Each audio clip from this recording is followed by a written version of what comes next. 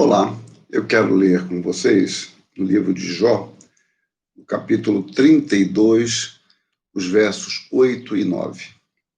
Na verdade, há um espírito no homem, e o sopro do Todo-Poderoso o faz sábio. Os de mais idade não é que são os sábios, nem os velhos, os que entendem o que é reto.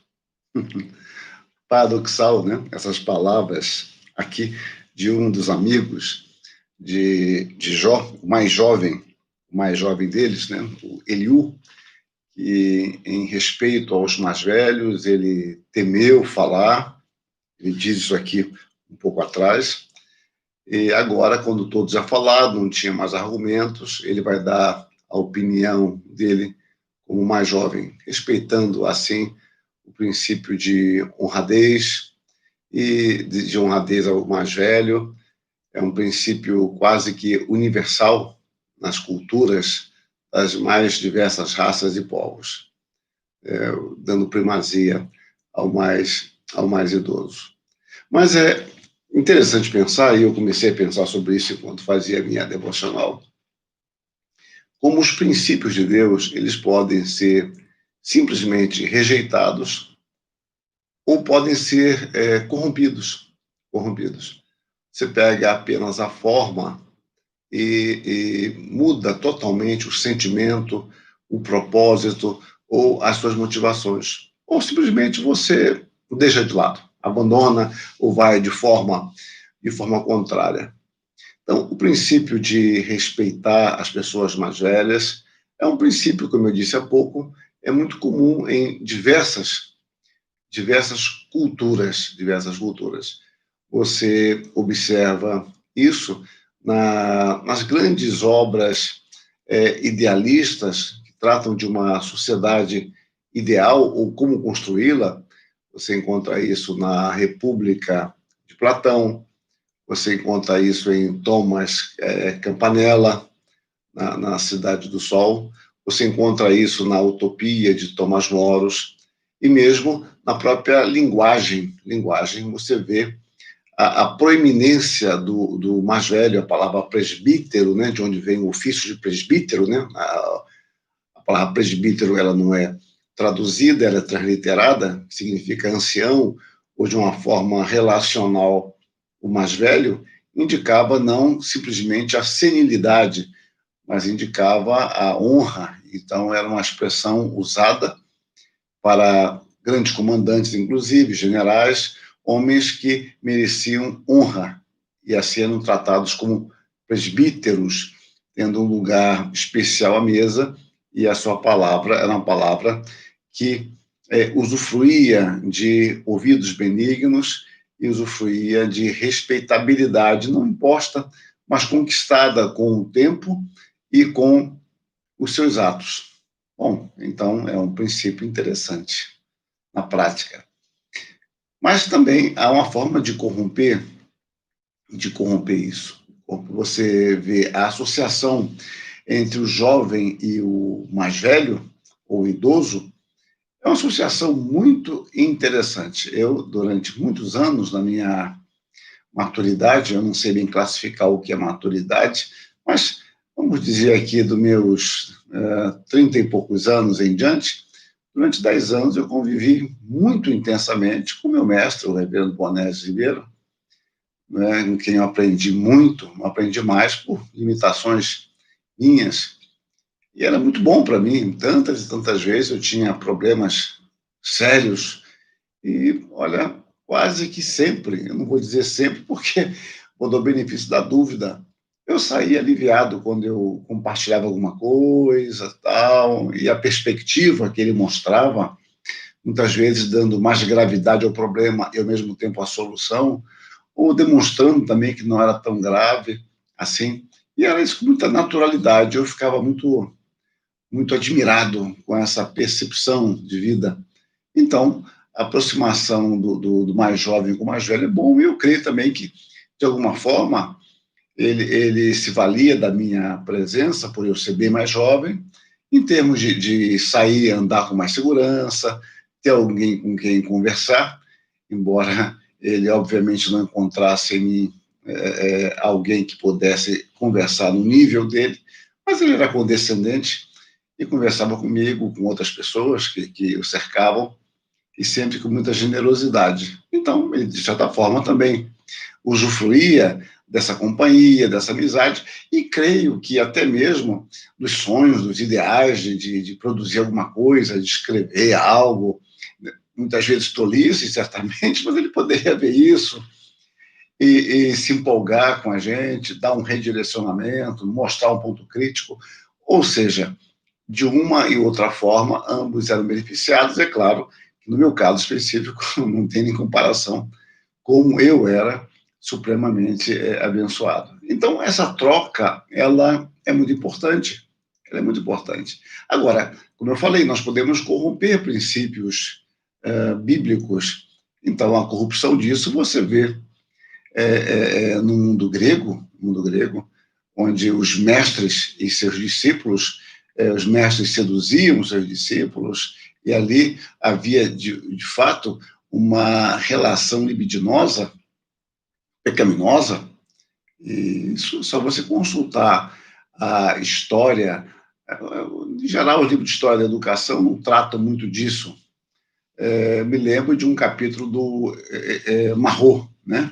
Henri Marot, grande historiador, tem um capítulo sobre isso na sua história da antiguidade, a educação na antiguidade, mas é uma corrupção disso. Você vê também lá na Idade Média, desculpe, no Renascimento, você vê a corrupção desse princípio nos ateliês, os ateliês de modo especial, na Itália, onde havia uma associação equivocada, pecaminosa entre os iniciantes e aqueles que já eram artistas já reconhecidos e admirados, mas, em geral, o pessoal da história, da arte, não gosta de comentar muito isso, para não mencionar o Leonardo da Vinci, por exemplo, não mencionar de modo muito específico, aliás, não é Leonardo da Vinci, o Miguel Ângelo, então, envolvido nessas histórias também, que se tornam comum na época, e não menos pecaminosa,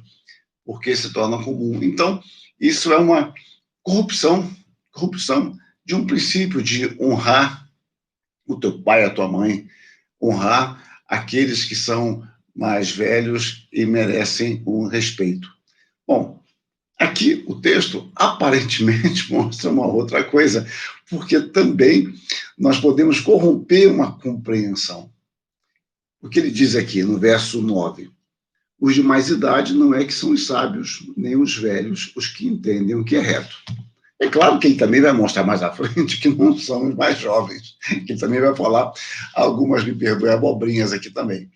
Mas o fato é que a corrupção está em pensar que a idade está associada à sabedoria, e não necessariamente. E que a juventude está associada à imperícia, à incapacidade ou à infantilidade. Não necessariamente. Reparem, a palavra necessariamente. Não é isso que acontece necessariamente em ambos os casos. Sem dúvida, com a maturidade, você adquire, pela própria experiência, pelos erros e pelos acertos, você adquire uma capacidade de visualizar melhor, não se precipitar tanto com novismos, com modas, você fica mais cauteloso, observa, não se desespera também, porque sabe que tudo passa, adquire uma noção maior, muitas vezes, da gravidade de certos problemas e, ao mesmo tempo, apenas tem a percepção de que algo é apenas circunstancial e que vai passar. E na juventude nós não temos, muitas vezes, isso, que é até certo ponto natural, mas temos uma disposição para resolver problemas e, às vezes, resolvemos porque somos jovens e, muitas vezes, enfiamos os pés pelas mãos, como se costuma dizer. Mas a corrupção disso está em achar, como eu disse, que velhice, sabedoria, juventude e maturidade. Pessoalmente, eu falo isso com uma certa frequência aos meus alunos, comentava isso ontem com um colega meu de turma, que eu digo, olha, quando vocês se formarem, no presbitério de vocês, procurem pastores mais velhos. E eu falo isso há muitos anos, desde que eu era jovem eu já falava isso, porque eu mesmo me vali muito disso. Então, procurem pastores mais velhos, se aproximem deles. Só que há um detalhe, não necessariamente por serem mais velhos. Esse é o meu ponto. Porque, em tese, esses homens, com a sua vivência espiritual, intelectual, moral, podem e geralmente são de grande ajuda.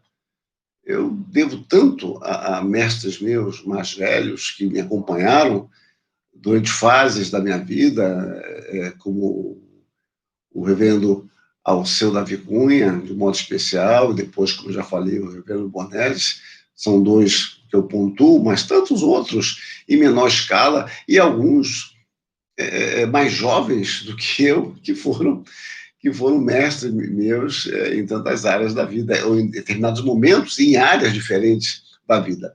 Mas eu digo para os meus alunos, olha, se aproximar de alguém mais velho, que tenha sabedoria, aparente, vivência, etc.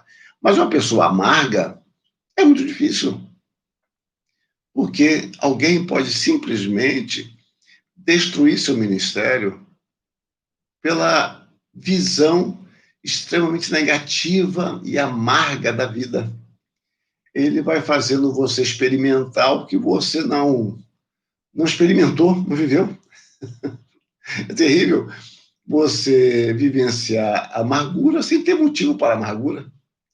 Você vivenciar a dor, uma dor que você não sente. Fica parecendo aqueles meninos existencialistas que ficam sofrendo de dores que nunca tiveram, da vida, do desespero, da angústia kierkegaardiana, e podem falar disso teoricamente, mas sem nunca ter sentido, como o Jean-Paul Sartre mesmo, né? No final da vida confessa que nunca sentiu nada daquilo que ele falava, de dor, da escolha, a dor da escolha, a dificuldade, o homem se torna homem no momento da sua escolha. Basta ler lá o existencialismo, o humanismo, ou ler Heidegger, também, que se vende lá para o comunismo, não para o comunismo, desculpe, para o nazismo. Então, você começa a sentir coisas que você, na realidade, não experimentou, falar porque está na moda. Então, isso pode acabar com a sua vida, ser algo profundamente destruidor. Destruidor. Está chorando por uma tristeza que você não tem. Então, pessoas amargas, elas são difíceis de conviver. E eu não estou dizendo que pessoas amargas não precisam ser consoladas e exortadas. Eu não estou dizendo que nós, como pecadores que somos, como sensíveis que somos, muitas e muitas vezes sofremos, sentimos dores terríveis, podemos estar amargurados e, digamos, isso há um espaço na vida para esse tipo de coisa. Mas isso não significa que você seja uma pessoa amarga. Não significa que você seja uma pessoa que carregue as dores do mundo, sofrendo, arrastando correntes pela vida fora. Então é preciso discernimento do jovem e do mais velho. Então o texto nos diz: ora, os de mais idade não é que são sábios, nem os velhos, os que entendem o que é reto. Então, em princípio, a sabedoria não está associada à idade. Em princípio, deveria estar pelo tempo de vida e de aprendizado. Mas como não há uma associação obrigatória entre uma coisa e outra, porque a questão está em como eu lido com as dores e com as angústias, que lições eu tiro daí, obviamente sob a graça de Deus que ilumina a nossa mente, clareia o nosso coração, então não há associação necessária. O princípio é correto, é bíblico, honra teu pai e tua mãe. Mais do que o princípio, é uma lei. Um princípio de sabedoria é de que a quem honra, honra, nos diz o apóstolo Paulo. Mas entendamos isso. A sabedoria não está na idade. A sabedoria pertence a Deus. E no verso anterior, no verso 9, no verso 8, ele diz: Na verdade, há um espírito no homem e o sopro do Todo-Poderoso o faz sábio. A fonte da sabedoria está em Deus. O padrão de sabedoria nós temos na palavra de Deus. Isso independe de idade. Por isso, digo aos jovens, lembra-te do Criador nos dias da tua mocidade. Tornemos a palavra e Deus nos tornará sábio. O salmista diz que ele é mais sábio do que os seus mestres, porque ele guarda a palavra de Deus.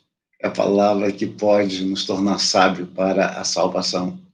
Paulo diz, não despreze a tua mocidade. Então, não desprezemos nossa mocidade. Não tornemos amarga a nossa velhice, mas busquemos em tudo a sabedoria de Deus. Que Deus nos abençoe. Amém.